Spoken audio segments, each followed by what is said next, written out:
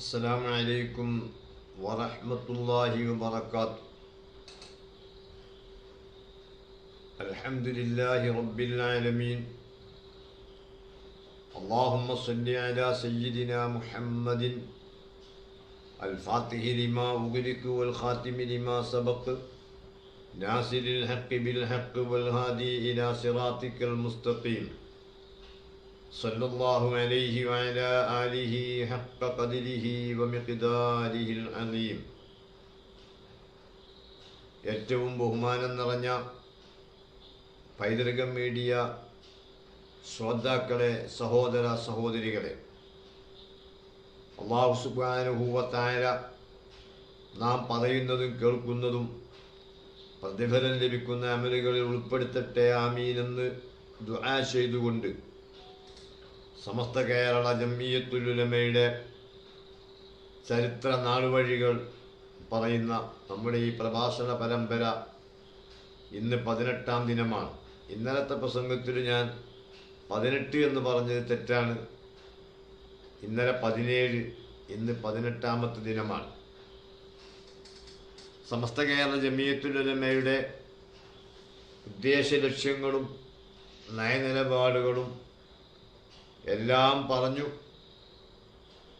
ആ കൂട്ടത്തിൽ നമ്മൾ സമസ്ത കേരള ജംഇയ്യത്തുൽ ഉലമയുടെ പ്രചരണം ശക്തി ആർജിക്കുന്നതിൻ്റെ പിന്നിൽ പ്രവർത്തിച്ച സമ്മേളനങ്ങൾ, ആ സമ്മേളനങ്ങളെ കുറേശ്ശെ അതിൻ്റെ ചരിത്രങ്ങൾ പറഞ്ഞു വരികയാണ്. 3 ദിവസമായിട്ട് നമ്മൾ പറഞ്ഞത് സമസ്ത കേരള ജംഇയ്യത്തുൽ ഉലമ രൂപീകൃതമായ ശേഷം, അഥവാ 1926 ജൂൺ 26-നാണ് സമസ്ത രൂപീകരിച്ചത്. അതിനുശേഷം അതിൻ്റെ 1-ാം വാർഷിക സമ്മേളനം താനൂരിലാണ് നടത്തിയത്. താനൂരിൽ പാങ്ങിൽ എ.പി. അഹമ്മദ് കുട്ടി മുസ്ലിയാരുടെ നേതൃത്വത്തിൽ അന്ന് നടന്നു വന്നിരുന്ന ഇസ്ലാഹുൽ ഉലൂം അറബിക് കോളേജിൽ വെച്ചായിരുന്നു സമ്മേളനം. 1927 ഫെബ്രുവരി 7-നാണ് ആ മഹത്തായ 1-ാം വാർഷിക സമ്മേളനം നടന്നത്.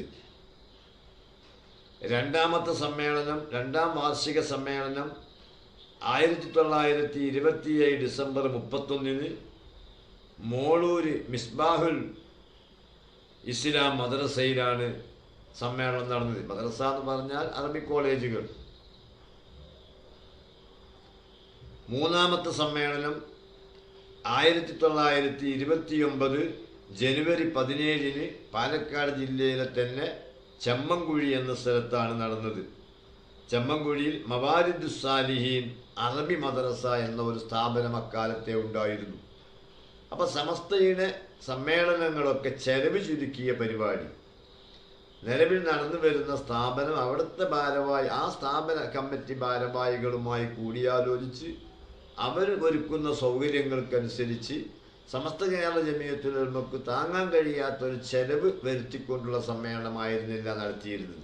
മറിച്ച് ആ സ്ഥാപന കമ്മിറ്റിയും നാട്ടുകാരും എല്ലാം സഹായിച്ച് കടമില്ലാത്ത രൂപത്തിൽ സമ്മേളനം നടത്തുക, ഇതായിരുന്നു സമസ്തയുടെ പതിവ് രീതി.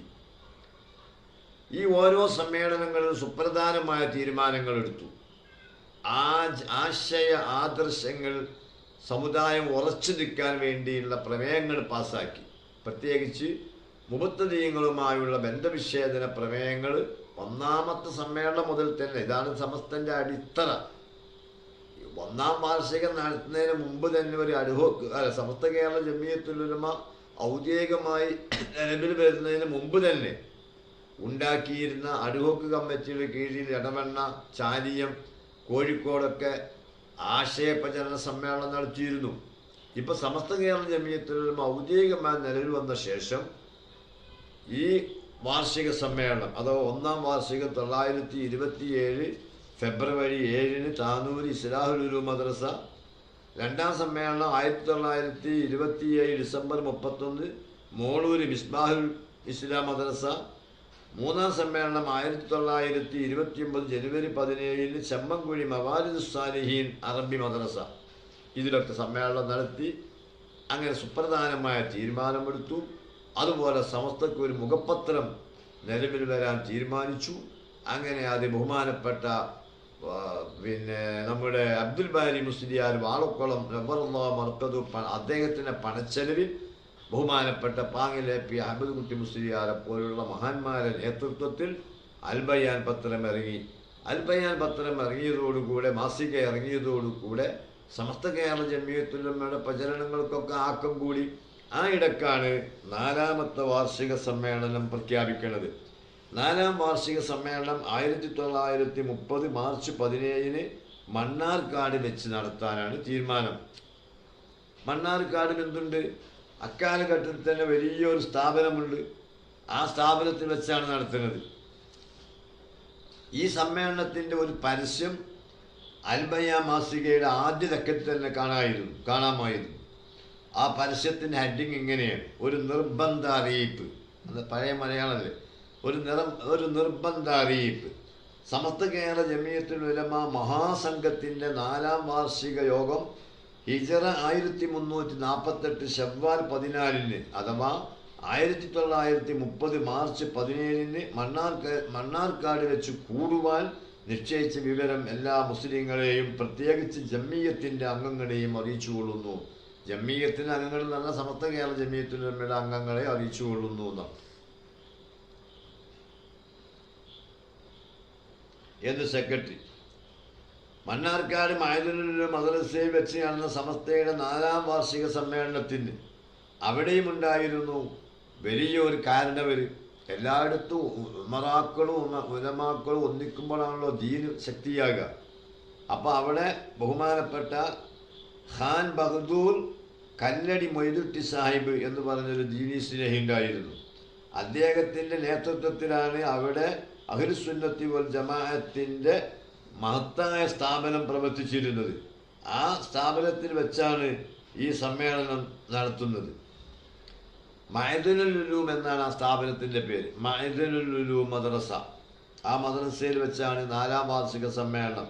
അതിൻ്റെ സാമ്പത്തിക ചെലവെല്ലാം വഹിച്ചത് ആരാണ്? ഈ ഖാൻ ബഹദൂർ കല്ലടി മൊയ്തുട്ടി സാഹിബ് എന്ന് പറഞ്ഞ മഹാനാണ്. സമസ്ത കേരള ജമിയത്തുൽ ഉലമയുടെ ചരിത്രത്തിൽ അദ്ദേഹം നിറഞ്ഞു നിൽക്കുന്നുണ്ട്. ഒരു 4ാം വാർഷിക സമ്മേളനം വമ്പിച്ച വിജയമാക്കി അത് ഒരു ചരിത്ര സംഭവമാക്കാൻ ആവശ്യമായ സാമ്പത്തിക ചെലവും എല്ലാം നിർവഹിച്ച വ്യക്തി എന്ന നിലയിൽ ബഹുമാനപ്പെട്ട ഖാൻ ബഹദൂർ കല്ലടി മൊയ്തുട്ടി സാഹിബിൻ്റെ പേര് സമസ്ത കേരള ജമിയത്തുൽ ഉലമയുടെ ചരിത്രത്തിൽ നിറഞ്ഞു നിൽക്കുന്നുണ്ട്. സ്വന്തം ചെലവിലും അധ്വാനത്തിലും അദ്ദേഹം സമ്മേളനം നടത്തി എന്നതാണ് അതിൻ്റെ പ്രത്യേകത. അതുകൊണ്ട് തന്നെ അദ്ദേഹം വഫാത്തായ ശേഷം സമസ്തയുടെ 6ാം വാർഷിക, ഇതിപ്പോൾ 4ാം വാർഷികമാണല്ലോ, 6ാമത്തെ വാർഷികമായപ്പോൾ അദ്ദേഹം വഫാത്തായിട്ടുണ്ട്. 6ാം വാർഷിക സമ്മേളനത്തിലെ 7ാം പ്രമേയം മൊയ്തുട്ടി സാഹിബിൻ്റെ നിര്യാണത്തിൽ അനുസ്മരിച്ചുകൊണ്ടായിരുന്നു. അതിങ്ങനെയാണ് ആ വരികൾ. നോക്കൂ, അന്നത്തെ മഹാന്മാരായ പണ്ഡിതന്മാർ ഇല്ലേ, അള്ളാഹുവിന് ശുക്ർ ചെയ്തതുപോലെ തന്നെ പ്രസ്ഥാനത്തെ സഹായിച്ചവരോട് എന്നും കടപ്പാട് അവർ അറിയിച്ചിരുന്നു, നന്ദി അവർ പ്രഖ്യാപിച്ചിരുന്നു. നമ്മൾ എപ്പോഴും ശ്രദ്ധിക്കേണ്ട ഒരു കാര്യമാണിത്. അതെന്തുകൊണ്ടാണ്? ഒരാൾ പ്രവർത്തിച്ചാൽ ആരും എടുത്തു പറഞ്ഞില്ലെങ്കിലും ആരും ദുആ ചെയ്തില്ലെങ്കിലും ആ പ്രവർത്തിച്ച ആൾക്ക് പ്രതിഫലം ലഭിക്കും. അത് അള്ളാഹു സുബ്ഹാനഹു വ തആല പറഞ്ഞ കാര്യമാണ്. ഒരു മുമ്പ് ആ വിഷയം നമ്മുടെ ഹൃദയത്തിലുള്ളതിനെ പരസ്യമാക്കിയിട്ടില്ലെങ്കിലും രഹസ്യമാക്കിയിട്ടില്ലെങ്കിലും പരസ്യമാക്കിയാലും രഹസ്യമാക്കിയാലും അത് അള്ളാഹു തആല അറിയുക തന്നെ ചെയ്യും. അതിന് അള്ളാഹു തആല പ്രതിഫലവും നൽകും. ഒരു മനുഷ്യനൊരു കാര്യം ചെയ്യാൻ ഉദ്യമിക്കുമ്പോൾ തന്നെ അള്ളാഹു ആ കാര്യം അറിയും. മാത്രമല്ല, ഒരു മനസ്സിലൊരു കാര്യം തീരുമാനിക്കുമ്പോൾ തന്നെ അത് നടക്കുമോ നടക്കൂലെന്നും അള്ളാഹ്ക്ക് മാത്രമേ അറിയുകയുള്ളൂ.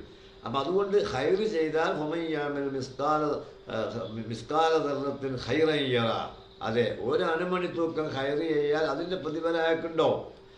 പിന്നെ ദ്വാരക്കുക, അത് ഓർക്കുക എന്നതൊക്കെ അദ്ദേഹത്തിനുള്ള നന്ദിക്ക് വേണ്ടിയും മാത്രമല്ല പിൻകാലത്തുള്ള ആളുകൾ അനുകരിക്കുന്നതിന് വേണ്ടിയുമാണ്. ദീനിന് അനുകരണം വേണമല്ലോ.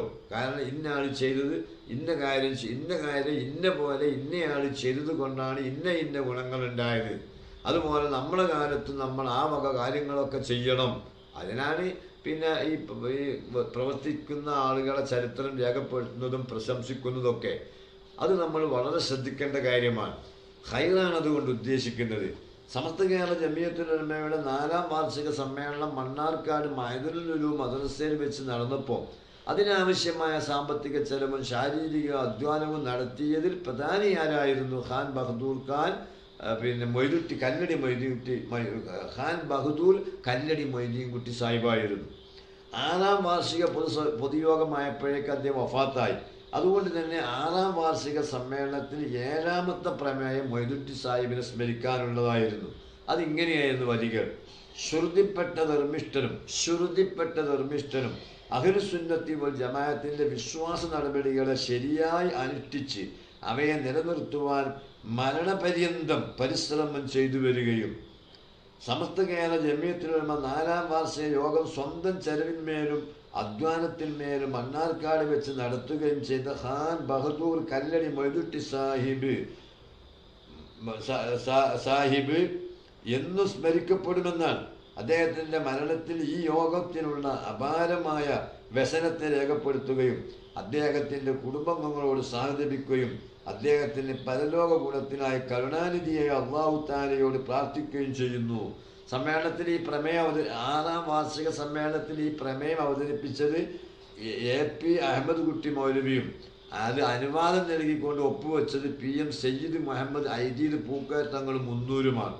അപ്പോൾ നമ്മുടെ നേതാക്കന്മാർ എല്ലാ കാര്യങ്ങളും ശ്രദ്ധിച്ചുകൊണ്ടാണ് അവർ പ്രവർത്തിക്കുന്നത്.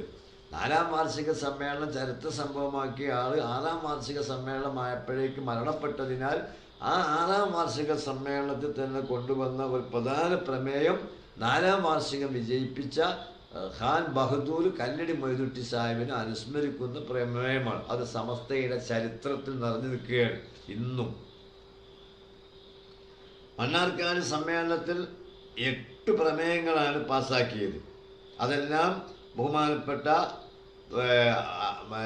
വാങ്ങിൽ AP അഹമ്മദ് കുട്ടി മുസ്ലിയാരുടെ പത്രാധിപത്യത്തിൽ നടന്നിരുന്ന അൽബയാൻ വ്യക്തമായി റിപ്പോർട്ട് ചെയ്തിട്ടുണ്ട്. 8 പ്രമേയത്തിൽ പ്രധാനമായ പ്രമേയം തന്നെ ഈ അഹ്ലുസുന്നത്തി വൽ ജമാഅത്തിൽ ഉറച്ചു നിൽക്കണം, അതിന് വിഘാതമായി നിൽക്കുന്ന ആളുകളോട് സഹകരിക്കാൻ പാടില്ല, നിയമപരമായി അത്തരം പ്രവർത്തനങ്ങൾ ചെറുക്കണം, അതിന് പ്രവർത്തകന്മാർ സജ്ജമാകണം. ഇത് തന്നെയാണ് പ്രമേയത്തിൻ്റെ കാതല്. അതിൻ്റെ പുറമെ ഈ കള്ളത്തെരീക്കത്തുകളെ പറ്റി പരാമർശിച്ചല്ലോ. സമസ്ത കേരള ജമിയത്തുൽ ഉലമ വിദേഹത്ത് തന്നെയല്ലേ കള്ളത്തെരീക്കത്തുകാരും. പക്ഷെ വ്യത്യാസം എന്താണ്? പേരിൽ വ്യത്യാസമുണ്ട്. മുബത്തരീങ്ങൾ മുജാഹിദ് ജമാഅത്ത് എന്ന പേരിലാണ് അറിയപ്പെടുന്നതെങ്കിൽ കള്ളത്തെരീക്കത്തുകാർ അങ്ങനെ അറിയപ്പെടില്ല. പാവപ്പെട്ട ജനങ്ങൾ അവർ സുന്നികളാണ് തെറ്റിദ്ധരിക്കും. അതുകൊണ്ട് അവർ സുന്നികൾ മനസ്സിലാക്കാൻ വേണ്ടിയിട്ടാണ് കള്ളത്തെരീക്കത്തുകാരെന്ന് പറയുന്നത്. അത്തരം തെരീക്കത്തുകാരായിരുന്നു ചോറ്റൂര് കൈക്കാർ, അതുപോലെ കൊണ്ടോട്ടി കൈക്കാർ. ഈ കൊണ്ടോട്ടി കൈക്കാർ എന്ന് പറഞ്ഞാൽ കൊണ്ടോട്ടി കുബ്ബല്ലേ, അത് ഷിയായിസത്തിൻ്റെയാണ്, ഷിയ വിഭാഗത്തിൻ്റെതാണത്. അതുകൊണ്ട് തന്നെ ബഹുമാനപ്പെട്ട മഖ്ദൂമും അതുപോലെ തന്നെ മമ്പറം തങ്ങളും വെളിയങ്കോട് ഉമർ ഖാദി എല്ലാവരും അതിനിശ്ചിതമായി വിമർശിച്ച ഒരു സംഗതിയാണ്. ആ സംഗതി പിന്നീട് ആ കുബ്ബക്കൽ നേർച്ച നടന്നു. എന്നിട്ട് നേർച്ചാല സുന്നികളല്ല നേർച്ച അടിക്കുന്നത്. അവിടുത്തെ അതിൻ്റെ പാരമ്പര്യമായ വിരലിലുണ്ടാവുന്ന ഷിയാക്കൾ മറ്റ് പല വിഭാഗങ്ങളിൽ പിടികൂട്ടി, പ്രത്യേകിച്ച് ടൗണിലെ കച്ചവടക്കാരെ പ്രോത്സാഹിപ്പിച്ച് നിങ്ങൾക്ക് കച്ചവടം ഉണ്ടാവുമെന്ന് പറഞ്ഞ മുട്ടുംപിടിയാണ് ഈ കൊണ്ടോട്ടി നേർച്ച എന്ന് പറഞ്ഞാൽ. ഇസ്ലാമിക നേർച്ചയല്ല. എന്നാൽ പുത്തൻ പ്രസ്ഥാനക്കാർ എന്തു ചെയ്യും? പുത്തൻ പ്രസ്ഥാനമൊക്കെ സുന്നികളെ പേരിലിടും.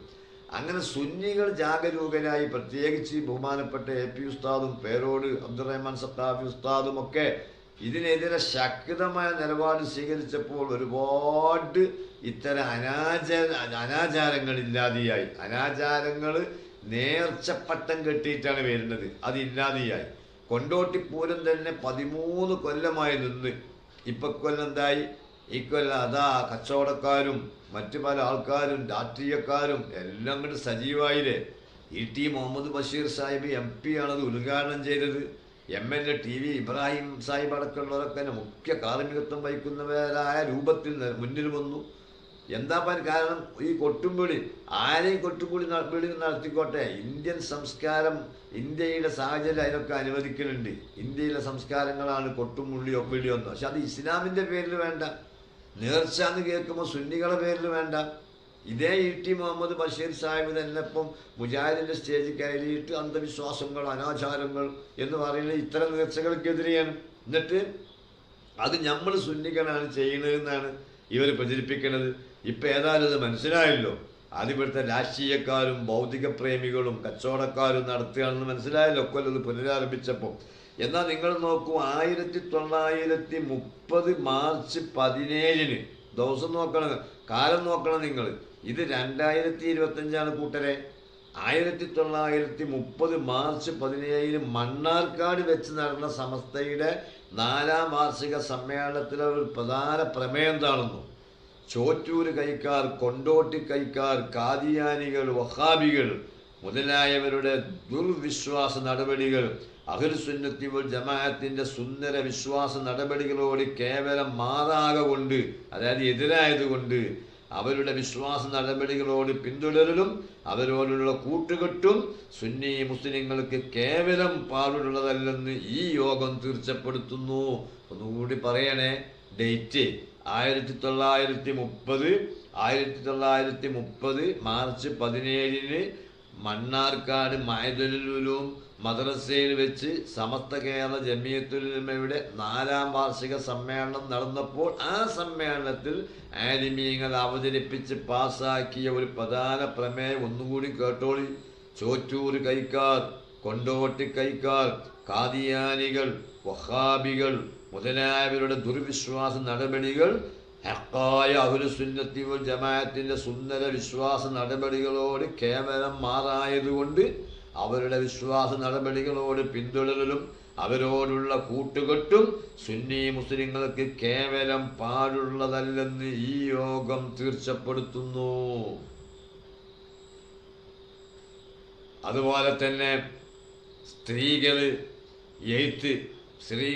എയ്ത്ത് സമസ്ത കേരള ജമിയത്തുൽ ഉലമ തടഞ്ഞു വെച്ചു എന്നൊക്കെ മുത്തം പ്രസ്ഥാനക്കാർ പറയാറുണ്ട്.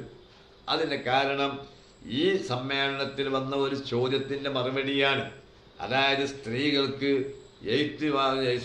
എയ്ത്ത് പഠിക്കുന്നതിൻ്റെ ഹുക്ം എന്താണെന്നുള്ള ചോദ്യത്തിന് അത് വേണ്ടെന്നല്ല പറഞ്ഞത്.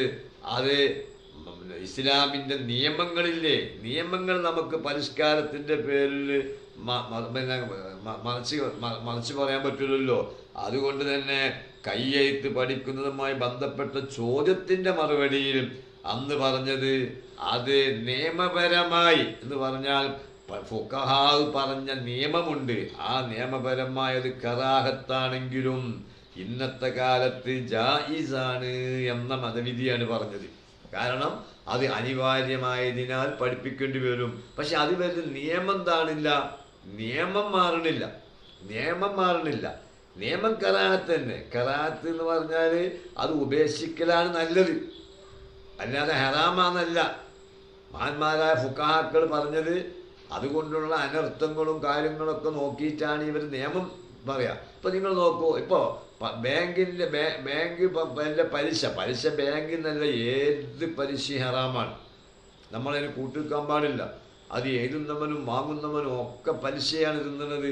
അത് തെറ്റാണെന്ന് റസൂലുള്ള പഠിപ്പിച്ചിട്ടുണ്ട്. മതത്തിൻ്റെ നിയമം അത് തെറ്റാണെന്ന് തന്നെയാണ്. പക്ഷേ ഇന്ത്യൻ സാഹചര്യത്തിൽ വിദേശ വിനിമയത്തിന് നമുക്ക് ബാങ്ക് ഇടപാടുകൾ അനിവാര്യമാകും. അപ്പം പിന്നെന്താ ചെയ്യുക? അതുകൊണ്ടാണ് ലറൂറത്തോടുകൂടെ ജായിസാവും. ഇങ്ങനെ ഒരു ബുദ്ധിമുട്ടുണ്ട്, അതിൽ പലിശ വരുന്നു എന്ന ബുദ്ധിമുട്ട്. അതുകൊണ്ട് അത് ഒഴിവാക്കുക, അത് നമ്മൾ വാങ്ങാതിരിക്കുക. പക്ഷേ ഒരു ഉത്തമ ഭാരതീയർ എന്ന നിലക്ക് വിദേശ വിനിമയം ഇവിടെ നടപ്പാക്കണമെങ്കിൽ, പ്രത്യേകിച്ച് നമുക്ക് ഗൾഫിലാണ് ജോലിയെങ്കിൽ അത് കാശ് ഇങ്ങോട്ട് വരണമെങ്കിൽ, വീട്ടിലേക്ക് അയച്ചു കൊടുക്കണമെങ്കിൽ അതൊക്കെ നിയമപരമായ വകുപ്പുണ്ട്. ആ നിയമപരമായ വകുപ്പ് കൈകാര്യം ചെയ്യുമ്പോഴേ നമുക്ക് ഇന്ത്യൻ സാഹചര്യത്തിൽ ക്ലിയറായി ജീവിക്കാൻ കഴിയുള്ളൂ. അതിൻ്റെ അർത്ഥം അതുകൊണ്ട് ബാങ്ക് പലിശ ഹറാമാന്നല്ല, ബാങ്ക് പലിശ വാങ്ങണമെന്നല്ല. പലിശയുടെ കൂടാരമായ ബാങ്കുമായി വിട്ടു നിൽക്കണമല്ലോ. പക്ഷെ ബാങ്കുമായി വിട്ടു നിന്നാൽ ഒരു ഉത്തമ ഇന്ത്യൻ പൗരൻ എന്നത് നമുക്ക് പാലിക്കാൻ കഴിയാതെ വരും. അത് അനിവാര്യമാണ് ഇവിടെ ജീവിക്കുമ്പോൾ. അപ്പം നമ്മൾ പലിശ സ്പർശിക്കാത്ത വിധം ഈ ബാങ്കുമായി ഇടപെടേണ്ടി വരും. അപ്പം അതുകൊണ്ടാണ് ലറൂറത്തിൻ്റെ മസല. നിയമം മാറണില്ല, ചില അനുവദനീയമായ ചില വശങ്ങൾ പരിഗണിക്കലാണ് ചെയ്യുന്നത്. ഇതുപോലെ സ്ത്രീകൾക്ക് ഏറ്റവും ഹറാമാണ്. അത് പാടില്ല, അവർ എഴുതിയാൽ ഇവിടെ ഖിയാമത്ത് സംഭവിക്കും, അവർക്ക് അതുകൊണ്ട് അതിൽ കൂട്ടുവെക്കുന്നവരൊക്കെ നരകത്ത് പോകുന്ന അങ്ങനൊന്നും പ്രമേയമില്ല. ഒരു ചോദ്യമാണ്. ഏത് കാലത്താ സഹോദരന്മാരെ ഇന്ന് പറയുന്ന ഈ മൗലവിമാരെ ഭാര്യമാർ പോലും ജനിക്കാത്ത കാലഘട്ടത്തിലല്ലേ ഇപ്പം ഈ പറയുന്നത്? എത്രയോ വർഷങ്ങൾക്ക് മുമ്പ് 930 ജനുവരി മാർച്ച് മാസം 17-നാണ് സമസ്ത ഒരു സമ്മേളനം നടത്തുമ്പോൾ ഒരു ചോദ്യം വന്നത്. സ്ത്രീകളെ എഴുത്തിൻ്റെ റുക്കുമെന്താണ്, അവർ എഴുത്ത് പഠിപ്പിക്കുന്നതിൻ്റെ റുക്കുമെന്താണ്? എന്താ സമസ്ത പറഞ്ഞത്? നിയമം കറാഹത്താണ്, പക്ഷേ അത് അനിവാര്യമായ ഘട്ടമായതിനാൽ അത് ജായിസാണ്, അനുവദനീയമാണ്. ഇതാണ് സമസ്തയുടെ തീരുമാനം. ആ ചോദ്യത്തിന് മറുപടി കൊടുത്തത്. ഏതായാലും ചുരുക്കി പറയാം, ഇന്നും പുത്തൻ പ്രസ്ഥാനക്കാർ വെറുതെ വിവാദമുണ്ടാക്കുന്ന ആ കാര്യം 930 മാർച്ച് 17-ന് സമസ്ത നടത്തിയ മണ്ണാർക്കാട് വെച്ച് നടത്തിയ 4-ാം വാർഷിക പൊതുയോഗത്തിലേക്ക് കിട്ടിയ ഒരു ചോദ്യത്തിൻ്റെ ഒരു മറുപടിക്കാണ് ആ മറുപടിയാണ് ഇവർ വിവാദമാക്കുന്നത്. ഏതായാലും അത് ഈ സമ്മേളനത്തിലാണ് നടന്നത്. അതുപോലെ തന്നെ ഈ സമ്മേളനത്തിൽ വേറെയും പ്രമേയം കൊണ്ടുവന്നു. അന്ന് ഗവൺമെൻറ് ബ്രിട്ടീഷ് ഗവൺമെൻറ്റാണ്. വിവാഹപ്രായവുമായി ബന്ധപ്പെട്ട് ഗവൺമെൻറ് ഒരു ആക്ട് കൊണ്ടുവന്നു, സർദ ആക്ട് എന്നതിൻ്റെ ആക്ടിൻ്റെ പേര്. ശൈശവ വിവാഹം, കുട്ടിക്കാല വിവാഹം നിയന്ത്രിക്കുക എന്ന പേരിൽ അവതരിപ്പിക്കപ്പെട്ട ഈ നിയമപ്രകാരം 21 വയസ്സിൽ താഴെയുള്ള ആൺകുട്ടിയും 18 വയസ്സിന് താഴെയുള്ള പെൺകുട്ടിയും വിവാഹം ചെയ്യുന്നത് ശിക്ഷാർഹമാണ് എന്നതാണ് സർദ ആക്ട്. ഈ മാത്രമല്ല, അങ്ങനെ 21 വയസ്സിൽ താഴെയുള്ള ഒരു ആൺകുട്ടി, 18 വയസ്സിൽ താഴെയുള്ള ഒരു പെൺകുട്ടി, ഇവർ വിവാഹിതരായാൽ 1000 രൂപ പിഴയും 15 ദിവസം തടവും ശിക്ഷയായി വിധിച്ചിരുന്നു. ഇതാണ് ഇപ്പം അതിൻ്റെ ആക്ട്. 21 വയസ്സിന് മുകളിലുള്ള പുരുഷൻ 18 വയസ്സിന് താഴെയുള്ള പെൺകുട്ടി വിവാഹം ചെയ്താൽ ശിക്ഷ 3 മാസം വരെ തടവും പിഴയും ലഭിക്കും. ഈ നിയമപ്രകാരം ശൈശവ വിവാഹത്തിന് കാർമ്മികത്വം വഹിക്കുന്നതും കുറ്റകരമായി മാറി. ഖത്തീബുമാരും പള്ളി കമ്മിറ്റിക്കാരൊക്കെ കുറ്റക്കാരാവും. 1930 ഏപ്രിൽ 1-നാണ് ഈ നിയമം പ്രാബല്യത്തിൽ വന്നത്. എന്നാൽ കാശ്മീരിൽ നിന്ന് ഈ നിയമത്തെ ഒഴിവാക്കുകയും ചെയ്തു. അത് പ്രത്യേക, അത് കാശ്മീരിന് അന്നേ ബ്രിട്ടീഷുകാർ ഭരിക്കുന്ന കാലത്തെ ഒരു ഇളവുണ്ട്. ബാക്കി എല്ലാവർക്കും ഈ നിയമം ബാധകമാണ്. ഏതായാലും ഇത് വന്നപ്പോൾ സമസ്ത കേരള ജമിയത്തുൽ ഉലമ അതിൽ നിന്ന് ഗവൺമെൻറ് പിന്തിരിയണം. 1930 ഏപ്രിലാണ് ഈ ആക്ട് വന്നത്. നമ്മളെ സമ്മേളനം എന്നാണ് ഈ 1930 ഏപ്രിലാണ് ഈ നിയമം പ്രാബല്യത്തിൽ വന്നത്. ഈ നിയമം എന്നു മുതൽ തുടങ്ങാൻ ആലോചന ഉണ്ട്. 1930 ജനുവരി മുതലേ ആലോചന ഉണ്ട്. സമ്മേളനം നടക്കുന്നത് 30-ലാണ്, അല്ല മാർച്ച് 17-നാണ് 1930. അതുകൊണ്ട് ഈ സമ്മേളനത്തിൽ പ്രധാനമായൊരു പ്രമേയം, മറ്റൊരു പ്രമേയം, ഗവൺമെൻറ് ഇത്തരം ബുദ്ധിമുട്ടുകൾ ഉണ്ടാക്കി മുസ്ലിം സമുദായത്തിൻ്റെ അവകാശം ഹനിക്കരുത്, അതിൽ നിന്ന് ഗവൺമെൻറ് പിന്തിരിയണം. അത് ഇന്നും അങ്ങനെ തന്നെയാണ്. സമസ്ത കേരള ജമിയത്തുൽ ഉലമയുടെ ഭരണഘടന എന്താ പറയുന്നത്? പരിശുദ്ധ ദീനുൽ ഇസ്ലാം അഹ്ലുസുന്നത്തിൻ്റെ നിയമം അനുസരിച്ച് നിലനിർത്തുക, നടപ്പാക്കുക, അതിനെതിരുള്ളതിനെ ചേർത്ത് തോൽപ്പിക്കുക, അതിനോടൊപ്പം മതവിരുദ്ധമല്ലാത്ത ലൗകിക വിഷയങ്ങളിലും ഇടപെടുക, മതവിഷയത്തിന് വേണ്ടി എല്ലാ രംഗത്തും ഇടപെടുക. ഇതാണ് ഭരണഘടന. അതുകൊണ്ട് തന്നെ അന്ന് ഗവൺമെൻറ് ഉണ്ടാക്കി ആ പ്രയാസം ഇന്നുണ്ട്. ഇന്നുണ്ടല്ലോ ഈ 18 വയസ്സിൻ്റെ ഒക്കെ പ്രശ്നം. പക്ഷെ എങ്കിലും മുസ്ലിം വ്യക്തി നിയമത്തിൻ്റെ ഒരു ചെറിയൊരു സഹായം നമുക്കുണ്ടായതുകൊണ്ട് അത് കൂടുതൽ രൂക്ഷമാകുന്നില്ല എന്നേ ഉള്ളൂ. അതേ സമയത്ത് ഈ ഇടങ്ങേറുകൾ ഉണ്ടായ അന്ന് തന്നെ സമസ്ത കേരള ജമിയത്തുൽ ഉലമ പ്രമേയം വഴി അതിനെ എതിർത്തിട്ടുണ്ട്. മുസ്ലിങ്ങൾ ജാഗരൂകരാകണമെന്ന് ഓർമ്മപ്പെടുത്തിയിട്ടുണ്ട്. അന്ന് മുതൽ ഇന്ന് വരെയും പൊതുകാര്യങ്ങളിലൊക്കെ സമസ്ത കേരള ജമിയത്തുൽ ഉലമ ഇടപെട്ടിട്ടുണ്ട്. എന്നാൽ ചില ആൾക്കാർ ഇടപെടാൻ അനുവദിക്കാത്തതാണ് പലപ്പോഴും പ്രശ്നങ്ങൾ സൃഷ്ടിച്ചത്. ഇന്നിപ്പോൾ മറുവിഭാഗം സുന്നികളിൽ നടക്കുന്ന വിഷയവും അത് തന്നെയാണെന്നാണ് പറയപ്പെടുന്നത്. നമുക്ക് പിന്നെ അവരെ കാര്യം അവരെ കാര്യം ആവട്ടെ നിൽക്കായതുകൊണ്ട് നമ്മളതിനെപ്പറ്റി കൂടുതൽ പഠിച്ചിട്ടൊന്നുമില്ല. പക്ഷേ പത്രങ്ങളിലൊക്കെ കണ്ട വാർത്ത അനുസരിച്ച് നമുക്ക് മനസ്സിലാകുന്നത് ഇതാണ്. സമസ്തത്തിനാണ് അതിലിടപെടുന്നത്, ഇതിലെന്തിനാണ് ഇടപെടുന്നത്? അതൊക്കെ ഞങ്ങളില്ലേ, എന്ന ചിന്ത ഒരു കൂട്ടർക്ക് ഉണ്ടായതാണ്. 989 പ്രശ്നം ഉണ്ടായത്, അതിന് മുമ്പ് പ്രശ്നം ഉണ്ടായതൊക്കെ അങ്ങനത്തെ ആശയക്കാരുണ്ടായത് കൊണ്ടാണ്. അപ്പോൾ സമസ്ത കേരള ജമിയത്തുൽ ഉലമായുടെ സ്വത്വം നിലനിർത്താൻ കഴിയൂല, അതിൻ്റെ യഥാർത്ഥ രൂപം നിലനിർത്താൻ കഴിയൂല. സമസ്ത ഒറ്റക്ക് തന്നെ പോകണം, സ്വന്തം അഭിപ്രായത്തിൽ പോകണമെന്ന് ബഹുമാനപ്പെട്ട താജുൽ ഉലമയും സുൽത്താനുലും പറഞ്ഞപ്പോൾ പറ്റൂല. സമസ്ത എപ്പോഴും ഒരു കോണിയെപ്പോലെ, കോണി ചാരി വെക്കുന്നത് പോലെ വേറെ ഒരാളെ മൂലയിലോ കഴുത്തിലോ തോളിലോ ചാരി വെക്കാൻ ഞാൻ പറ്റൂല എന്നൊരു വിഭാഗം പറഞ്ഞു കണ്ടാണ് ഒരു വേർപിരിഞ്ഞു പോയത്. ആ വിഭാഗമാണ് ഇപ്പം പറയുന്നത് നമ്മളെ സ്വത്വത്തെ ഇവർ അനുവദിക്കണില്ല, ഇവർ നമ്മളെ ചാരി വെക്കണമെന്ന് പറയാണ് എന്ന് പറയാം. അപ്പം അന്ന് അവരെന്തിനാണോ പോയത് അതിൻ്റെ ദുരന്തം അവരിന്ന് അനുഭവിക്കുകയാണ്. അതുകൊണ്ട് അത് നമ്മൾ വിവാദമാക്കുന്നതിലേക്ക് പോകുന്നില്ല. ചുരുക്കത്തിൽ നിങ്ങൾ നോക്കൂ, സമസ്ത കേരള ജമിയത്തുൽ ഉലമ ആരെങ്കിലും അനുകൂലിക്കുന്നുണ്ടോ അനുകൂലിക്കുന്നില്ലേ എന്ന് നോക്കാൻ കാത്തു നിൽക്കാതെ വിഷയത്തിൽ ഇടപെടുകയും അപ്പോൾ തന്നെ പരിഹാരം കാണാൻ വേണ്ടി ശ്രമിക്കുകയുമാണ് ചെയ്തിട്ടുള്ളത്. ചുരുക്കത്തിൽ സമസ്ത കേരള ജമിയത്തുൽ ഉലമയുടെ 4ാം വാർഷിക സമ്മേളനം ഗവൺമെൻറ്റിൻ്റെ ഭാഗത്ത് നിന്ന് മുസ്ലിങ്ങൾക്ക് എതിരായി വരുന്ന കരിനിയമത്തിനെതിരെ പ്രമേയം കൊണ്ടുവന്നാൽ പോകല്ല, പിന്നീട് അത് അണികളിലെത്തിക്കാൻ വേണ്ടിയുള്ള വമ്പിച്ച പ്രചരണം അടുത്ത സമ്മേളനം വരെയും ഇത് നടത്തുകയാണ്, ഇപ്പോഴും തുടർന്നുകൊണ്ടിരിക്കുകയാണ്. അതുപോലെ തന്നെ അഹ്ലുസുന്നത്തി വൽ ജമാഅത്തിൻ്റെ എതിരിലുള്ള ആളുകളെ തുറന്നു കാണിക്കുകയും അവർ ഹക്കായ ദീനിനെതിരായതുകൊണ്ട് അവരുമായി ബന്ധവിച്ഛേദനം നിലനിർത്തുകയും അതുപോലെ തന്നെ കള്ളത്തരീക്കത്തുകൾ കോലം കെട്ടിക്കൊണ്ട് തെരീക്കത്ത് എന്ന തെറ്റിദ്ധരിപ്പിച്ചുകൊണ്ട് ശറഈന് എതിരായ കാര്യങ്ങൾ നടത്തുന്നവരാണ് കള്ളത്തരീക്കത്തുകാർ. അതിൽപ്പെട്ട അന്നത്തെ പ്രഗത്ഭരായ കള്ളത്തരീക്കത്തുകാരായിരുന്നു ചോറ്റൂര് കൈക്കാർ, കൊണ്ടോട്ടി കൈക്കാർ എന്നൊക്കെ. അതുകൊണ്ട് ആ കള്ളനാണയങ്ങൾക്കെതിരെ ആ സമ്മേളനം വഴി പ്രമേയം പാസാക്കുകയും മുസ്ലിങ്ങൾ അതിൽ നിന്ന് മാറ്റി നിർത്താൻ വേണ്ടി വലിയ പ്രചരണ പ്രവർത്തനങ്ങൾ നടത്തുകയും ചെയ്തു എന്നതാണ് ഈ സമ്മേളനത്തിൻ്റെ പ്രത്യേകത. അല്ലാഹു സുബ്ഹാനഹു വ തആല അങ്ങനെ നമ്മുടെ ദീനിൽ എല്ലാ വിഷയത്തിലും ഇടപെടുകയും ദീനിയായ ആ പ്രവർത്തകന്മാരെ അതിൽ തന്നെ അതിൻ്റെ സെറ്റപ്പിൽ തന്നെ വളർത്തിയെടുക്കുകയും ചെയ്ത് നമ്മളെ മഹാന്മാരായ പണ്ഡിതന്മാർ അവർക്ക് അല്ലാഹു ദറജ ഏറ്റിക്കൊടുക്കട്ടെ. അതേ ലക്ഷ്യത്തിന് വേണ്ടി ഇന്ന് നമുക്ക് നേതൃത്വം നൽകുന്ന ബഹുമാനപ്പെട്ട സുൽത്താനുൽ ഉലമ, റഈസുൽ ഉലമ, അവർക്കൊക്കെ അല്ലാഹു തആല എല്ലാ മശായിഖന്മാർക്കും അല്ലാഹു ഹിമ്മത്തും ആഫിയത്തുമുള്ള ദീർഘായുസ്സ് നൽകട്ടെ. ആ നേതൃത്വത്തിന് കീഴിൽ അല്ലാഹു സുബ്ഹാനഹു വ തആല അടിയുറച്ച് മുന്നോട്ട് നീങ്ങാൻ നമുക്ക് തൗഫീഖ് നൽകട്ടെ. ആമീൻ എന്ന് പ്രാർത്ഥിച്ചുകൊണ്ട് ഇന്നത്തെ പ്രസംഗം നിർത്തുന്നു. വആഖിറു ദഅവാനാ അൽഹംദുലില്ലാഹി റബ്ബിൽ ആലമീൻ. അസ്സലാമു അലൈക്കും വറഹ്മത്തുള്ളാഹി വബറകാതുഹു.